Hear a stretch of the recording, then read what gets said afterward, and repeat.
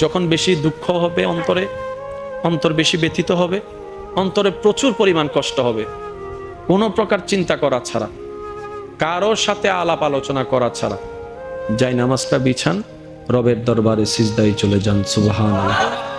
চোখটা বন্ধ করেন, চোখের পানি ছাড়তে থাকেন, মন হালকা হতে থাকবে, সিজদায় রবকে বলতে থাকেন, যা বলার বলতে থাকেন, যেভাবে বলার বলতে থাকেন।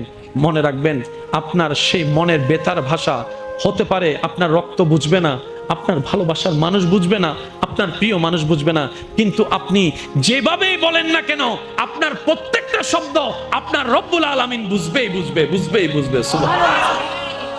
আপনি যখন ওনাকে দুঃখের কথা বলবেন, উনি আপনার দুঃখটাকে হালকা করে দিবে, সেই দুঃখের খবর প্রকাশ করে আপনাকে কখনো বেইজ্জত করবে না।